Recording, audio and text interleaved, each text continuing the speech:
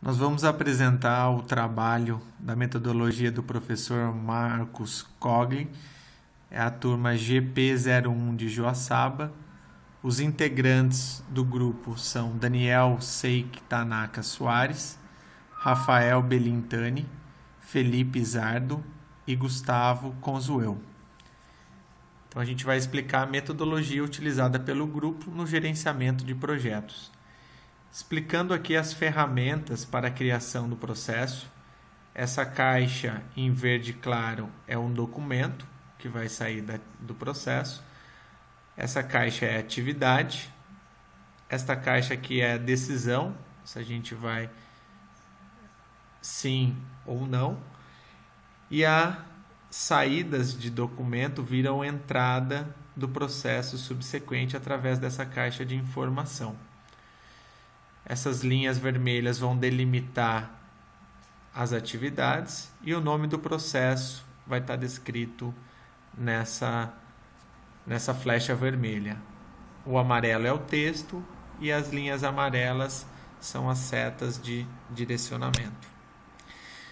Então o processo ele se inicia aqui na etapa de iniciação, que contempla as áreas do conhecimento de integração e stakeholder.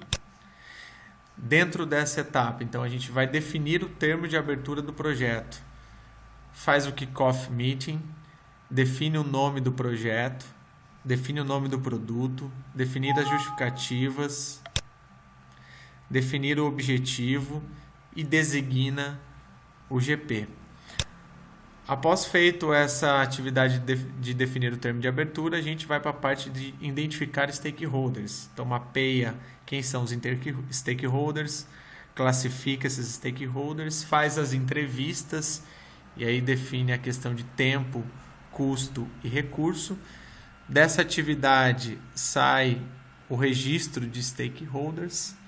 Posteriormente, a gente faz a definição do termo de abertura com a lista de milestones, elabora os orçamentos superficiais e lista os riscos também superficiais.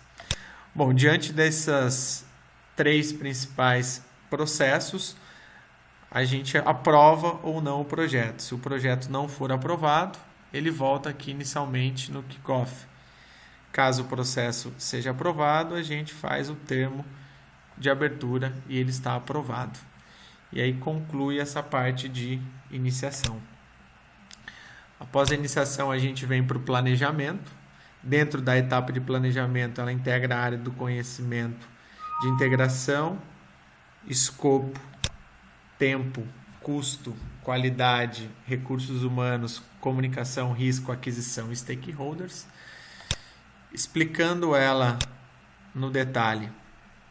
Então, diante das informações dos registros de stakeholders, a gente coleta os requisitos do produto, do projeto. Desse atividade sai a matriz de requisitos.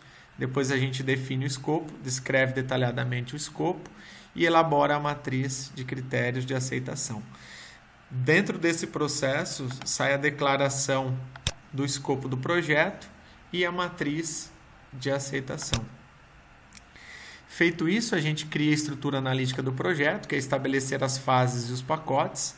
Saem também esses dois documentos, a estrutura analítica do projeto e o dicionário da EAP. E aí tem a etapa daquilo que vai ser feito make ou buy.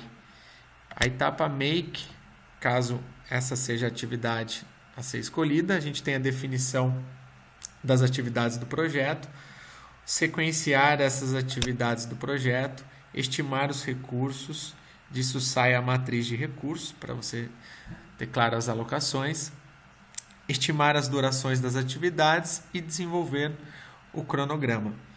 Posteriormente, tem mais uma avaliação da etapa make ou buy. Se for make, ela volta aqui novamente e faz parte de todas essas atividades. Se ela for buy, como aqui inicialmente, você planeja o gerenciamento das aquisições, define as listas de aquisições e especificar as aquisições.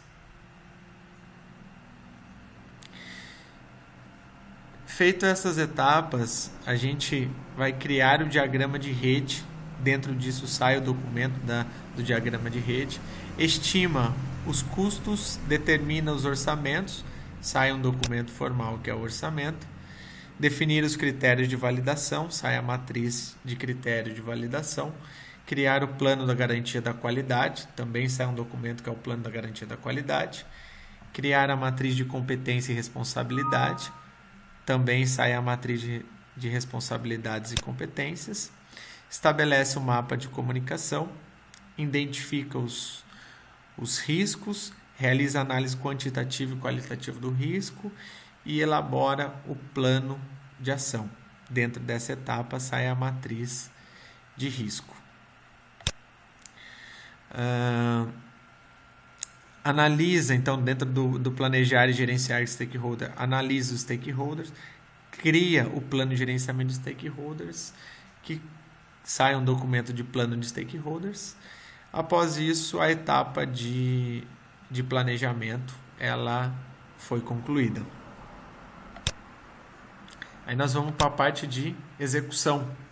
Dentro da parte de execução, ela envolve a área de integração, qualidade, RH, comunicação, risco, aquisição e stakeholders.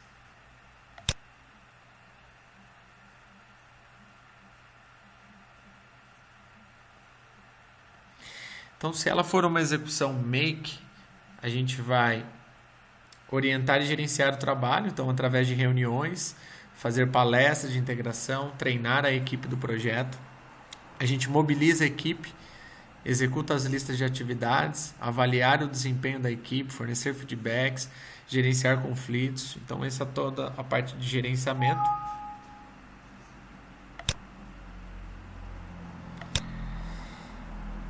Realiza as auditorias para verificar se o processo está ok. Caso ele esteja ok, ele segue para a etapa seguinte. Caso tenha alguma não conformidade, ele volta aqui na parte de treinamento. Se essa execução ela for by, a gente conduz as aquisições, que é executar a aquisição, solicitar, selecionar fornecedores, formalizar contrato, mobilizar a EAP, solicitar ações corretivas e realizar auditorias nos processos. Dessa parte de conduzir aquisições, sai os contratos. Caso não tenha problema, o processo segue. Se tiver problema, a gente volta aqui em solicitar ações corretivas para o fornecedor.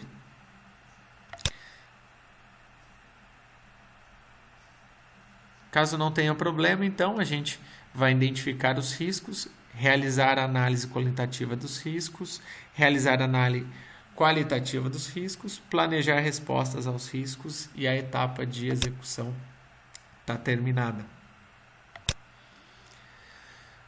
Aí nós vamos para a parte de monitoramento e controle, que integra a área de integração, escopo, tempo, custo, qualidade, comunicação, risco, aquisição e stakeholder.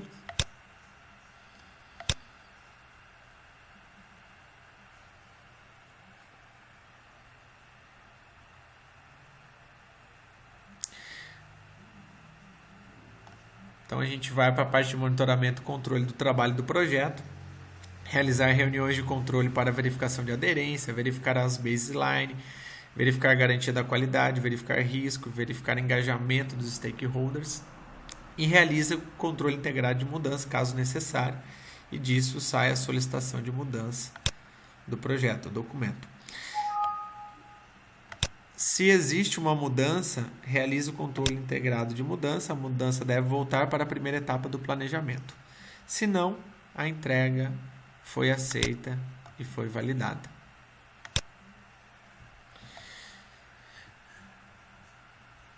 Aí nós vamos para a parte agora de encerramento, que envolve a área de integração e aquisição.